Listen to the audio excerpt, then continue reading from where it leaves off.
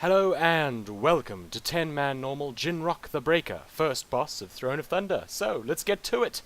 Now, all of Jin'rokh's abilities interact with all of his other abilities, so it's a bit hard to understand exactly how this fight works until you know all the abilities, and then we can go through what to do. Jin'rokh has several abilities. Thundering Throw will make him throw the tank at one of the 4 statues around the room. Now the boss will throw the tank at the statue furthest away from the boss, so just tank the boss on the opposing side of the room that you want to be thrown to.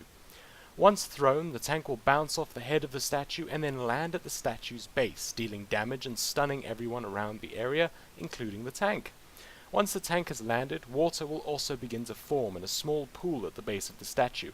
Standing in this water makes you do more damage and receive more healing, but you also take more damage from nature damage.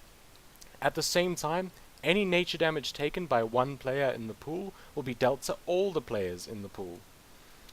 The boss will also use Static Burst on the current tank. This deals some mild damage to the whole raid and applies a debuff to the tank, which, after a few seconds, will turn into 10 stacks of Static Wound. Each stack of Static Wound increases the damage the tank will take from melee hits in the form of nature damage, and a third of the damage the tank takes is dealt to the entire raid. So the tank with the fewest or no stacks of Static Wound should be tanking the boss.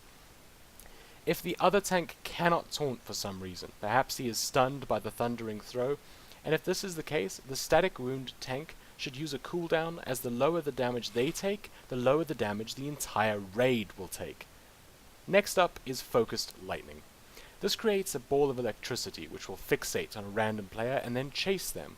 The ball deals damage to people nearby to it, but it's not too intense. The main thing is that when the ball reaches the player, it goes boom and deals damage. The place where it lands leaves a lightning fissure, which deals damage if you stand in it. The main thing is that if the Focused Lightning detonates inside the pool, it's basically a raid wipe.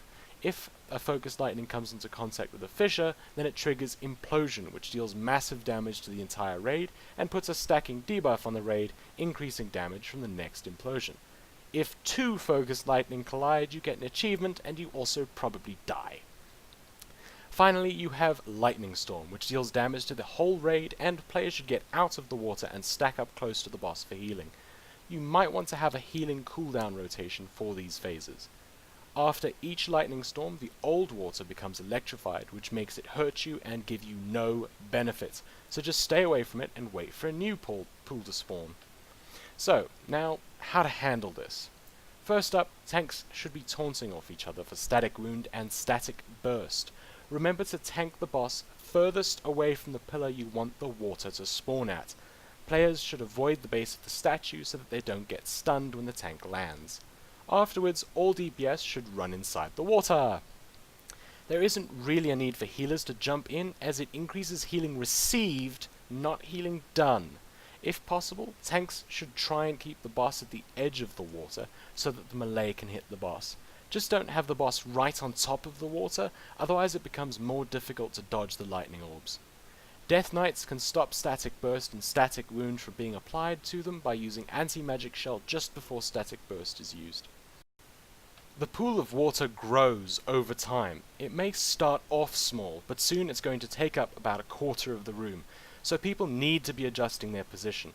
In order to handle the balls of lightning properly, people in the pool should stand reasonably far away from the boss. Remember, melee can do this too, as his hitbox is really big. Players should also try to stay near the edge of the pool so that when the orb spawns and targets them, they don't have to run very far to get out of the pool and save everyone's lives. They should then avoid the lightning fissures and detonate the orbs somewhere out of the way. It's fine to detonate them where the water will overlap with a fissure, as this will destroy the fissure and deal some damage to the raid, but nothing like the raid wipe damage of the rest of the moves.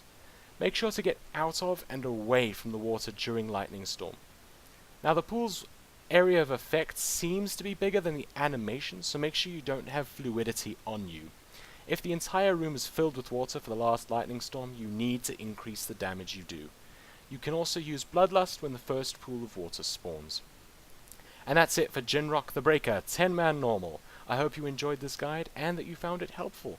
And if you did, then please click that like button and post a comment, as it really helps me out. And of course, subscribe for more videos. Good luck and have fun.